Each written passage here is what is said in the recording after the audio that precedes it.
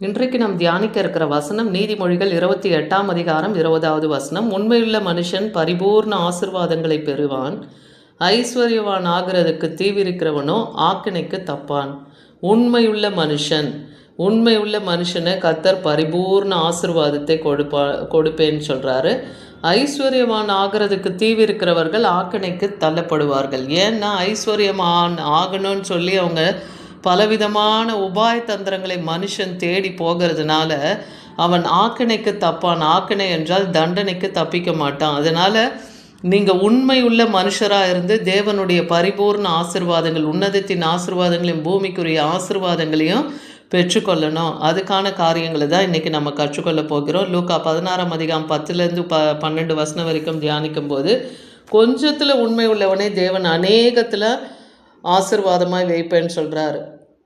அப்போ கர்த்தர் உங்கள் வாழ்க்கையில் எதெல்லாம் கொடுத்துருக்கிறாரோ அந்த காரியத்தில் நீங்கள் உண்மையாக இருங்க. உங்கள் குடும்பத்தில் இருக்கிறவர்கள் காரியத்தில், உங்கள் பிள்ளைகளுடைய காரியத்தில், எந்த ஒரு காரியம் தேவன் உங்களுக்கு ஒப்புவித்திருக்கிறா, உங்கள் வேலை ஸ்தலங்களில் எல்லா இலையிலையும் நீங்கள் உண்மை உள்ளவர்களாக இருந்தீங்கன்னா கர்த்தர் உங்களை அநேகத்தின் மேல் ஆசிர்வாதமாய் வைப்பார்.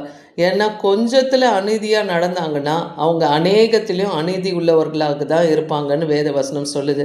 அதனால் அநீதியான இந்த உலக பொருளில் நீங்கள் உண்மையாக இல்லைன்னா உங்களை நம்பி தேவன் மெய்யான பொருளை எப்படி ஒப்படைப்பார்?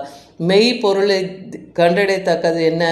தேவன் தான் அந்த மெய்யான பொருள். அந்த மெய் பொருளை கண்டடையணும்னா நம்முடைய வார்த்தைகள் மற்றவங்களுக்கு பிரயோஜனம் உள்ளதாய் போகணும். அதை கேட்கிறவர்களும் அந்த சத்தியத்தை அறிந்து அவர்களும் ரட்சிக்கப்படணும். அப்போ அந்த மெய் பொருள், தேவனை கண்டடையத்தக்க ஞானம், அதெல்லாம் எப்போ தருவார்? நம்ம கொஞ்சத்தில் விசுவாசமாக இருக்கும்போது தான்.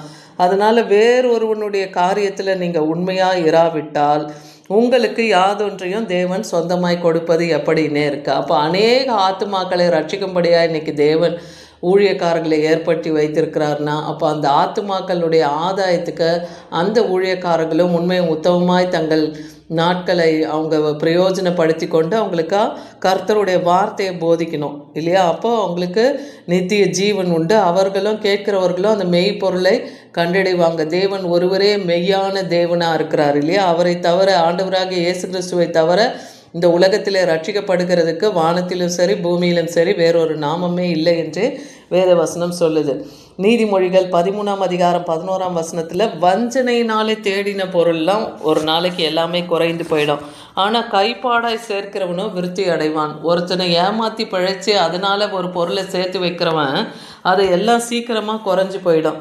ஆனால் நீங்கள் உண்மையாக உங்கள் கை பிரயாசத்தினாலே விருத்தி அடைந்து அதை சேர்த்து வைக்கிறீங்கன்னா என்னென்னைக்கும் அது விருத்தி ஆகும், வளரும், அது பெருகும். அந்த ஆசீர்வாதத்தை கர்த்தர் உங்களுக்கு வைப்பார். வெளிப்படுத்தல் 2ஆம் அதிகாரம் 10ஆம் வசனத்தில் பார்க்குறோம், நீ படப்போகிற பாடுகளை குறித்து எவ்வளவும் பயப்படாது. இதோ நீங்கள் சோதிக்கப்படும் பொருட்டாக பிசாசானவன் உங்களில் சிலரை காவலில் போடுவான். 10 நாள் உபத்திரவப்படுவீர்கள், ஆகிலும் மரண பரியந்தம் உண்மையாரு, அப்பொழுது ஜீவ கிரீடத்தை உங்களுக்கு தருவேன்னே ஆண்டவராகிய இயேசு கிறிஸ்து இன்றைக்கி நமக்கும் இந்த வசனத்தில் இடைப்படுகிறார். இப்போ வர காலம் பொல்லாத காலமாக இருக்கிறது. இந்த உலகத்தில் நடந்து வருகிற காரியங்கள் எல்லாம் தேவனுடைய வருகைக்கு ஆயத்தமாகணும்னு சொல்லி நம்மளை எச்சரித்து கொண்டு இருக்கிறது. அதனால் இந்த கர்த்தரை தேடுகிறவர்களுக்கு வரப்போகிற பாடுகளும் மிகுதியாக தான் இருக்கும். ஆனாலும் நம்ம அதை கண்டு திகைக்கவோ பயப்படவோ தேவையில்லை. தேவன் நம்மை அறிந்திருக்கிறார் இல்லையா? உலகம் தோன்றுவதற்கு முன்பாகவே நம்மளை முன்குறித்து அழைத்து அறிந்திருக்கிறதுனால இந்த சோதனை காலத்தில் அவரை மாத்திரமே நம்ம பற்றி கொண்டு இருக்கும்போது தேவன் நம்மை ஒருபோதும் கைவிட மாட்டார். அதனால் அந்த உபத்திர காவலத்தில் நீங்கள் 10 நாள் அளவும் காவலில் வைக்கப்படுவீங்க. ஆனாலும் மரண பரியந்த நீங்கள் உண்மையாக இருந்தீங்கன்னா கர்த்தர் உங்களுக்கு ஜீவ கிரீடத்தை தருவேன்னு சொல்கிறாரு. அவரை மறுதலியாமல் தேவனை மாத்திரம் பற்றி கொண்டு உண்மையை உத்தமமாய் நம்ம நடக்கும்போது அவர் வருகையில் நமக்கு ஜீவ கிரீடத்தை தருவார். நீதிமொழிகள் 10:6 சொல்லுது, நீதிமான்களுடைய சிரசின் மேல் ஆசிர்வாதம் தங்கும்னே இருக்குது. நீதிமான்களுடைய சிரசில் எப்போவுமே தேவனுடைய ஆசிர்வாதம் இருக்குது. ஆனால் கொடுமையோ துன்மார்க்கனுடைய வாயை அடைக்கும். துன்மார்க்கர்களுடைய வாயிலே கொடுமைகள் அடைத்து போடப்படும்னு சொல்லப்படுது. சங்கீதம் 112:4-9 வரைக்கும் வாசித்து பார்த்தீங்கன்னா, செம்மையானவர்களுக்கு இருளிலே வெளிச்சம் உதிக்கும்.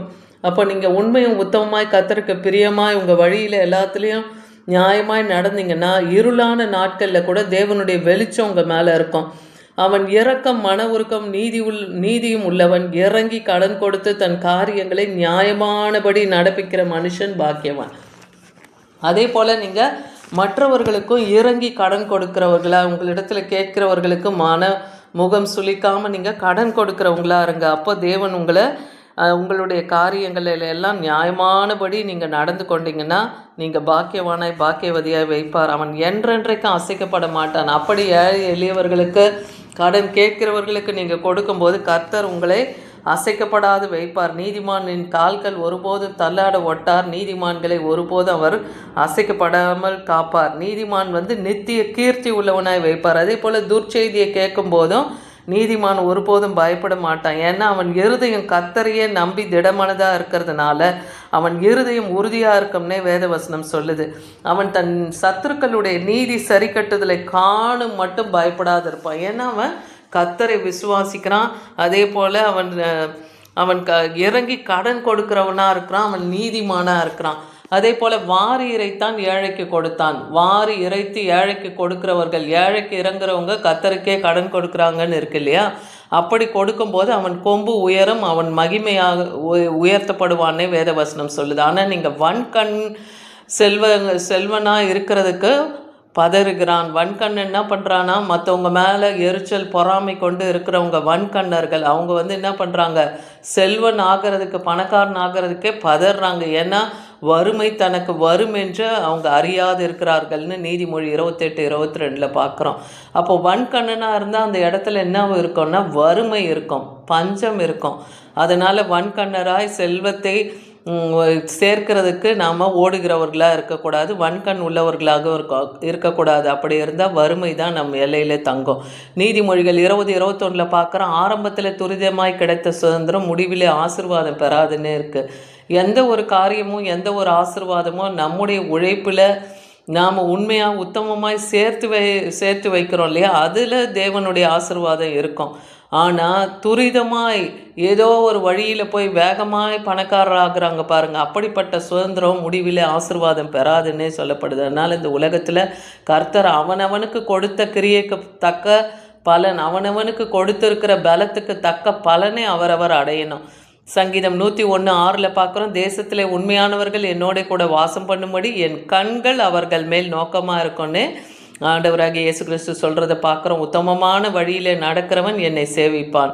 அப்போ கர்த்தரை உத்தமத்தில் நீங்கள் தேடுங்க. அப்போ நீங்கள் தேவனும் உங்களோடு கூட இருந்து உங்களை ஆசீர்வதிப்பார். நீதிமொழிகள் 10:6 மனுஷன் பெரும்பாலும் தங்கள் தயாளத்தினால பிரசித்திப்படுத்துவார்கள், ஆனால் உண்மையான மனுஷனை கண்டுபிடிப்பவன் யார்? ஒரு சிலர் என்ன பண்ணுவாங்க, தங்களுக்கு உரியதை வைத்து பிரசித்திப்படுத்தி பெருமையெல்லாம் உண்டாக்குவாங்க. ஆனால் உண்மையான மனுஷனை இந்த உலகத்தில் கண்டுபிடிப்பது எப்படி?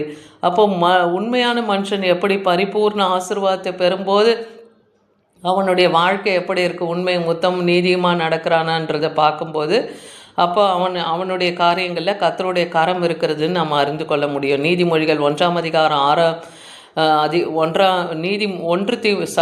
தீமோத்தேயு 6 9-10 வரைக்கும் வாசித்து பார்த்தீங்கன்னா, ஒருத்தன் ஐஸ்வர்யவானா விரும்பினான்னா அவன் சோதனையிலையும் கண்ணியிலையும் விழுந்துருவான். மனுஷருடைய கேட்டிலே அவன் அமிழ்ந்து போவான்.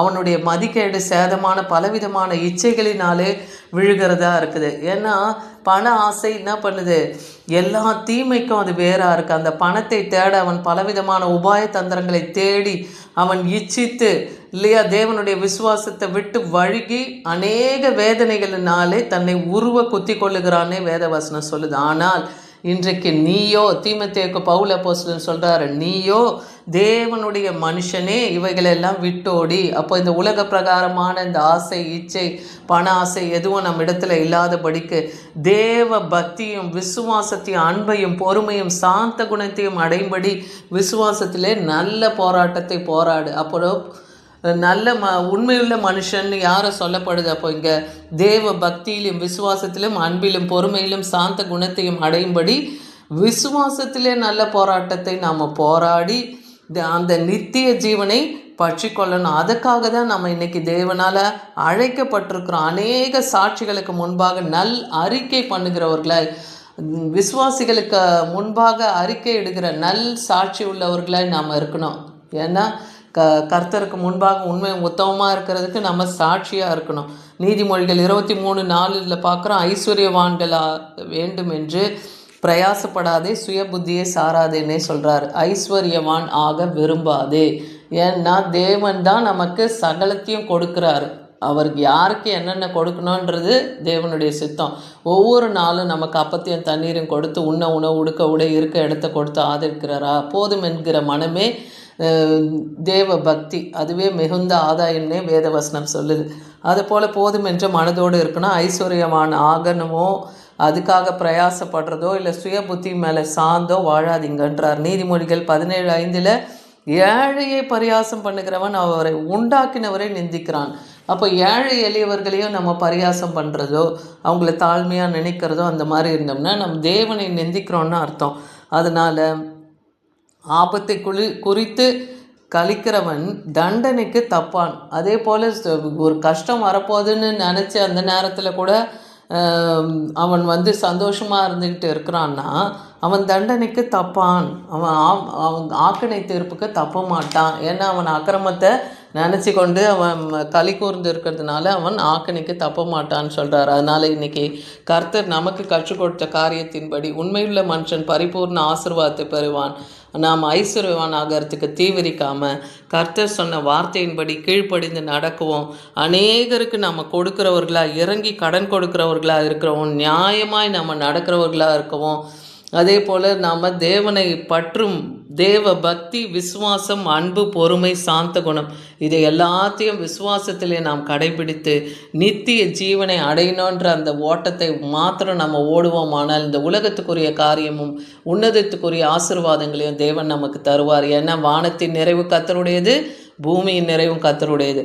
அப்போ உண்மையுள்ள மனுஷன் பரிபூர்ண ஆசீர்வாதத்தை அடைய தேவன் நமக்கு கிருபை செய்வார். ஆமேன்.